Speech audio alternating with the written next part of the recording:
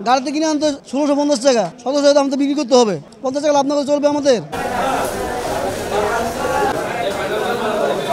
সম্প্রতি ভারতত ইলিশ রপ্তানি নব বলে একটা সিদ্ধান্ত আইয়ে নতুন অন্তর্বর্তীকালীন সরকারের উপদেষ্টার পক্ষতুন এন্ডে বোধকীয় বাজারত ইলিশের দাম কমিব বলে মনে করিল সাগর এবং নদীত পর্যাপ্ত ইলিশ নতাইবের হারণে জাইলকল জালত ইলিশ ধরা ফরের হম ফলে এখনো খুব একখান দাম হইমতে দেখানো যায় ইলিশর।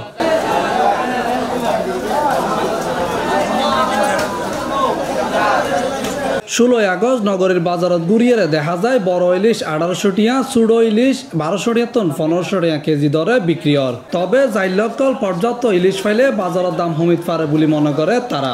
ইলিশ মাছ নোয়াখালীটা ১৮০০ টাকা ১ কেজি ওজনের, আর ১.৫ কেজির উপরে এগুলা চলতেছে ২২০০ টাকা ২৩০০ টাকা অরিজিনাল নোয়াখালীরটা। মাছের দাম এখন মোটামুটির ভিতরে আছে, কিন্তু ইলিশ মাছটা একটু চিটাঙ্গা যেটা এটা একটু রেট কম, আর যেটা নোয়াখালী ইলিশ এটা একটু রেট বেশি। বিগত কয়েকদিনের তুলনায় প্রত্যেকটা মাছের রেট কম এবং কাস্টমারদের প্রত্যাশা অনুযায়ী মাছের দাম তেমন কমে নাই। যেমন এই ইলিশের সাইজ যেটা ১ কেজি ৩০০-৪০০, এগুলো ২০০০ থেকে ২২০০ টাকা আমরা বিক্রি করছি, বাট আজকে ১৭০০ থেকে ১৮০০ টাকা আমরা বিক্রি করতেছি। বিগত কয়েকদিনের তুলনায় আজকে মাছের রেট অনেকটা কম। আমরা আশা রাখছি সামনের দিনগুলোতে আরও কয়েকদিন মাছের দাম কমবে। ফেসবুকে গুজব কথা বলেন, যেটা না চলবে এটা বলতে থাকে। ফেসবুকে বলতে মাছের দাম কমে গেছে, কিন্তু মাছের দাম জায়গায় কমে না। তা ওরা যদি না কমে আমরা কীভাবে কমাবো?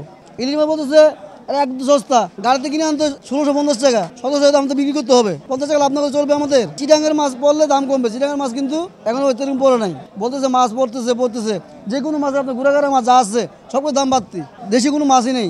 গত সপ্তাহের তুলনায় এই সপ্তাহে কিছু কম আছে। বাংলাদেশের বর্তমানে যে সরকার, অন্তর্বর্তীকালীন সরকার, ওনারা বলতেছেন যে ইলিশ মাছ কমতে পারে, কিন্তু এখন কমে নাই। যেখান থেকে ইলিশ মাছ আসে ওখানে কি আপনারা দেখেন, সঠিক তদন্ত করা দরকার।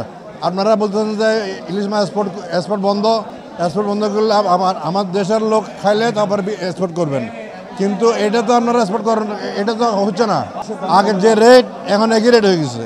অন্যদিকে গত কয়েকদিনের তুলনায় কিছু কিছু সবজির দাম কমে বলে জানাইয়ে ক্রেতা ও বিক্রেতা কল। কাঁচামরিচ আজকে ভাবা ৭০ টাকা, ধন্যপাতা ৫০ টাকা, গাজর ১৪০, খিরা ৪০ টাকা ৪৫ টাকা কমতেছে। ওই মরিচ একটু বাড়তি, মরিচ কালকে আপনার ২৪০ টাকা ছিল, আজকে ২৮০ টাকা।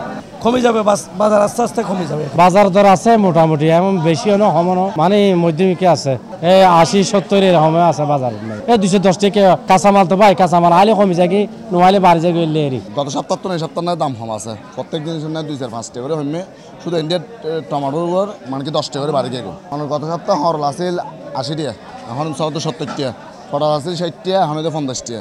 টমেটোর দাম বাড়ি গিয়ে টমেটো ৪০ টাকা আছিল, এখন ১৬০ টাকা। তারপর লব্য ১০০ টাকা আছিল, এখন ৭০ টাকা। ভেন্ডি ৮০ টাকা আছিল, এখন ৬০ টাকা। আলু ৬০ টাকা বেশি, আগে ৭০ টাকা ৬৫ টাকা আছিল। মানে প্রত্যেক কিছু না দাম হইনি ১০-২০ টাকা করে। কিন্তু বাজার জিল্লা মনিটরিং ধরার, জিল্লা মনিটরিং এবার মানে সচরাচর কম পড়বো, তাহলে আরও দাম আরও কমে দেখিব।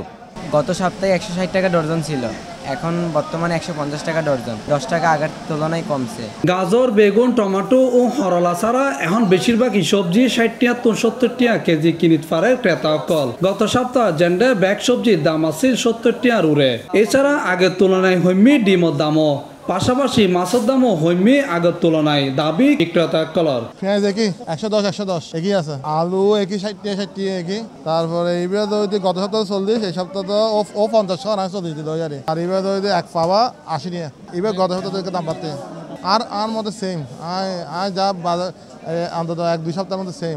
বাজার তো ওই স্থিতিশীল, তরি তরকারি আগের মতো ১০-৫ টাকা কমের এনে, মাছও একই আগের মতোই ২-৫ টাকা কমের আর কি। দেশত এখনো অস্থিতিশীল পরিস্থিতি বিদ্যমান। এরকম পরিস্থিতি স্বাভাবিকভাবে প্রভাব পড়ে দ্রব্যমূল্যত শুরু করে ব্যক্তিনত। তবে দ্রব্যমূল্যত এখনো বড় হন প্রভাব ন পড়ে বলে ধারণা ক্রেতা বিক্রেতা কলর। Mohammad Nizamuddin Tipu, C+ TV, Chittagong.